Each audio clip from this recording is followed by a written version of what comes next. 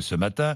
Vous allez nous raconter ces images pour... voilà, on les voit. On voit quelques CRS avec des...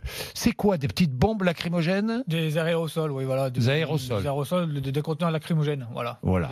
Comme, ils existent de différents formats, ça c'est le plus grand dont on dispose. Voilà, c'est de plus grand format. Voilà. Et on voit des CRS Oui. asperger ces manifestants qui sont assis à terre, qui sont pacifistes, les asperger de près avec ce gaz lacrymogène. Est-ce que c'est permis et est-ce que c'est courant? Oui, c'est permis. Enfin, déjà, c'est des activistes qui appellent à la désobéissance civile. Il faut juste le rappeler. Des gens qui sont sur un endroit qui n'était pas autorisé. Un attroupement parce que la manifestation n'était pas autorisée non plus. Donc voilà. Donc là, on a le contexte. Ils ont déjà été délogés une fois par les collègues. On l'a vu hier à travers d'autres images. Il faut reprendre le contexte. Et ensuite, effectivement, ces moyens intermédiaires sont autorisés. On est formé pour ça. Et c'est autorisé sur des sittings de cette manière. On peut faire de différentes façons. Il y a aussi la contrainte physique qui peut être plus violente avec des images plus choquantes parce qu'on peut intervenir et y aller de manière forte. Mais là, d'ailleurs, on le voit sur les images, les collègues n'ont pas mis le casque. Donc, il n'y a pas une volonté d'aller chercher plus que ça les gens. C'est le moyen qui a été trouvé à cet instant pour dire qu'ils se lèvent.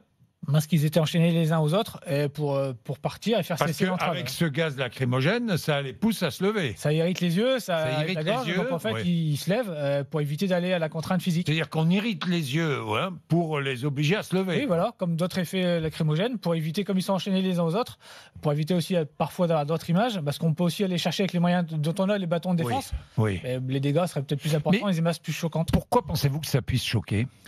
Parce que des gens sont... Vous, quand vous regardez ces images, est-ce que ça vous choque? Non, parce que la plupart des gens sont aussi un peu novices en matière de l'ordre. On prend juste que les 30 secondes d'image, on ne voit pas ce qui s'est passé auparavant. Il y a eu des interpellations, des collègues de blessés. En tout cas, pour nous qui sommes dans le matière de l'ordre, ça ne nous choque pas. On peut comprendre que ça choque certaines personnes, mais comme nous, ça nous choquer aussi qu'on ouvre une enquête par rapport à ça. Parce que les collègues, les sommations ont été faites, réitérées, tout a été fait selon les règles, la procédure habituelle.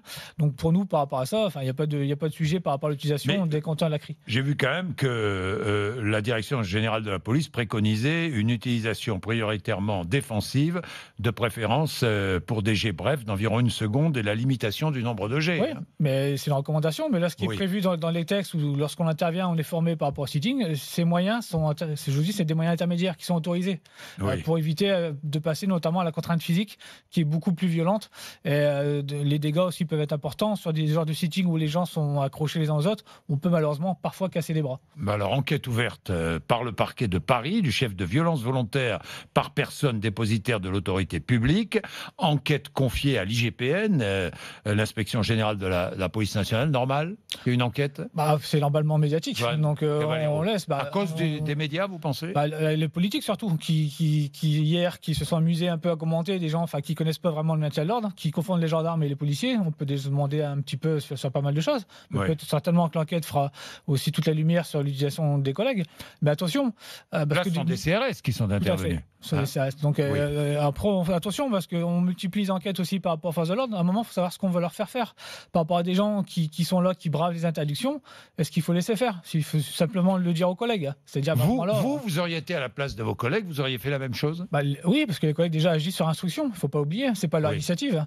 Donc il y a eu des instructions de la préfecture de police, de déloger les personnes. Ensuite, les moyens, les collègues ont mis à disposition. Les décideurs, c'est pas les collègues. Les collègues exécutent les ordres qui leur sont donnés. Est-ce que ça peut entraîner des blessures? Oui. Ces gaz lacrymogènes. Ça peut, des deux côtés, parce que ça irrite aussi parfois les collègues, mais les gens peuvent être effectivement irrités au niveau des yeux, ça peut poser des difficultés respiratoires. Mais c'est les seules contraintes. Ça peut être dangereux quand même. Oui, ça peut être dangereux l'utilisation de ces bombes. Mais c'est moins dangereux que d'aller au contact physique avec les moyens dont on dispose aussi, ou d'utiliser des grenades pour faire lever les gens. Voilà, c'était le moyen le plus adapté que les collègues ont jugé à cet instant pour permettre l'évacuation de l'entrave à la circulation qui est en train de se dérouler.